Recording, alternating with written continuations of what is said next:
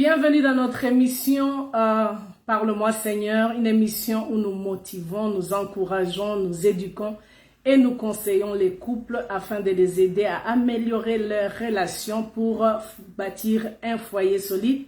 Nous aidons aussi les individus à se connaître afin de réussir dans leur destinée. Ici, Révérende Hélène Chibangu, je suis conseillère conjugale avec une maîtrise en psychologie.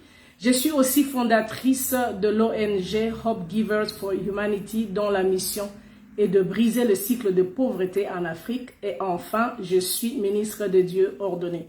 Aujourd'hui, nous allons parler des 5 langages d'amour qui aident à améliorer la relation dans le couple. Mais avant d'entrer dans le vif du sujet, nous allons recommander ces temps entre les mains du Seigneur afin que le Saint-Esprit puisse nous parler. Père, merci pour cette opportunité. Saint-Esprit, nous te laissons la place.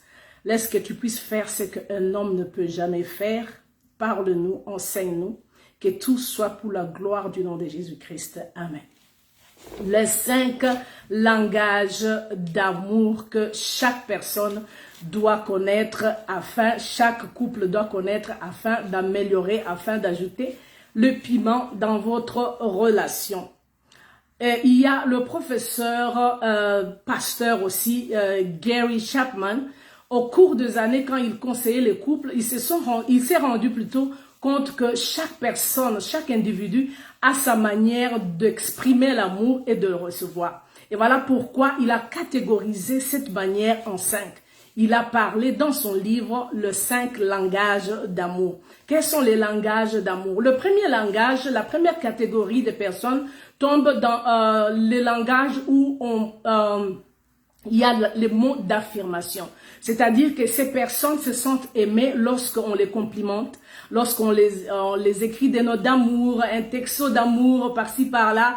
Et ces personnes se sentent aimées lorsqu'on les apprécie. Chaque fois qu'elles font quelque chose de bien, on les apprécie. Tu as bien fait, en tout cas tu es belle, tu es beau, tu es bien habillé. Ces personnes se sentent aimées. Donc c'est la catégorie des personnes qui se sentent aimées lorsqu'il y a les mots d'affirmation, les mots d'encouragement. La deuxième catégorie de personnes, ce sont les personnes qui aiment les cadeaux. Ce qui compte, ce n'est pas la grandeur ni le prix du cadeau, mais c'est le geste. Pour elles, lorsque tu vas chercher un cadeau pour elles, elles estiment, elles pensent que tu les connais vraiment et tu sais ce qui leur fait plaisir. Et donc, elles aiment recevoir des cadeaux. La troisième catégorie, c'est la catégorie des personnes qui aiment qu'on leur rende service. C'est-à-dire que lorsque vous leur rendez service, elles se sentent vraiment aimées, c'est-à-dire vous les aidez à faire les ménages, à laver les habits, à nettoyer ceci ou sa voiture ou ceci, cela, ou à faire de petites courses. Ces personnes, lorsque vous leur rendez service, elles se sentent aimées. Et généralement, ces personnes aussi, pour exprimer leur amour, elles rendent service. La quatrième catégorie, c'est la catégorie de personnes qui aiment l'affection physique, c'est-à-dire que le toucher leur fait du bien. Pas nécessairement les rapports intimes, mais lorsque vous êtes en balade, vous les tenez à la main, vous êtes assis sur un canapé, vous êtes côte à côte en train de regarder la télévision, elles se sentent aimées. Et la cinquième plutôt catégorie, c'est le temps passé ensemble. Elles mettent beaucoup plus l'accent sur la qualité et non la quantité. C'est-à-dire que quand vous êtes avec elles, vous mettez de côté les téléphones, pas de télévision, vous êtes très concentré à les écouter. En fait, elles ont toute votre attention. Pourquoi nous parlons de langage d'amour dans le couple? C'est parce que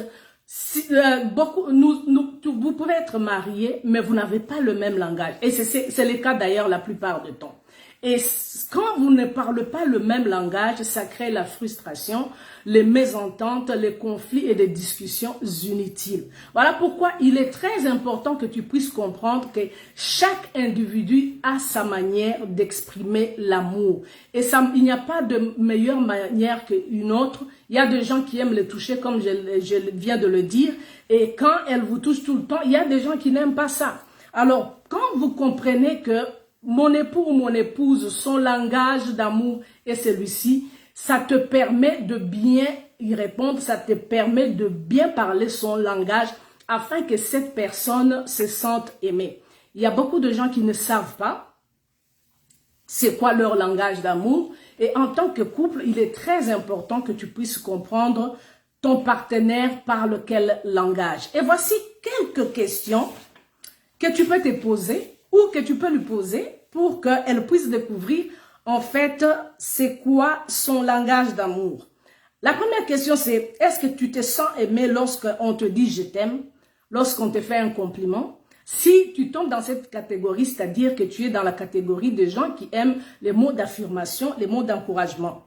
Est-ce que tu es quelqu'un qui se sent aimé lorsqu'on te donne des cadeaux? Donc, tu tombes dans la catégorie de gens qui aiment les cadeaux et lorsqu'on lui présente un cadeau, la personne se sent aimée.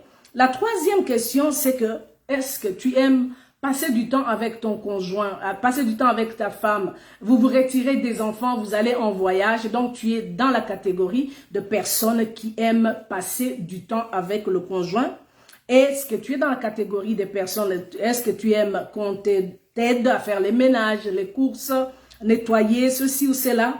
Donc tu es dans la catégorie des personnes qui aiment qu'on leur rende service. Est-ce que tu es aussi dans la catégorie de personnes qui aiment qu'on les tende, on le tienne la main, qu'on les embrasse? Donc, tu fais partie des catégories des personnes qui se sentent aimées par l'affection physique.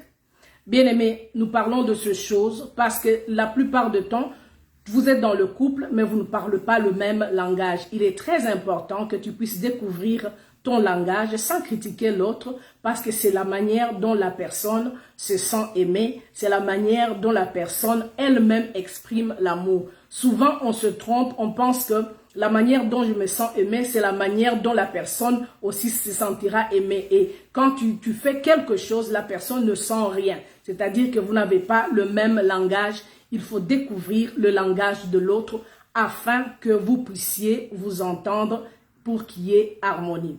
La Bible dit ceci en Amos 3:3. Est-ce que deux peuvent faire route ensemble s'ils ne se sont pas mis d'accord? Si vous parlez le même langage, si tu comprends le langage de l'autre, il sera très facile de communiquer, il sera très facile de donner l'amour et de recevoir afin d'améliorer votre relation pour bâtir un foyer solide. Que Dieu vous bénisse. Réponds à ces petites questions. Découvre ton langage d'amour. Découvre le langage d'amour de ton conjoint. Et faites un exercice d'y répondre et vous verrez si ça n'améliore pas votre relation. Faites des commentaires. Dites-nous comment ça a été. Vraiment, que Dieu vous bénisse. Que Dieu vous soit favorable. N'oublie pas de partager, n'oublie pas de liker et n'oublie pas de commenter. Je te retrouve le mercredi prochain pour une autre leçon. Que Dieu te bénisse. Je vois Tony Rouigua. Que Dieu te bénisse, mon frère. Que Dieu te soit favorable, qu'il te soutienne dans ton couple. Bye bye, je te retrouve le mercredi prochain.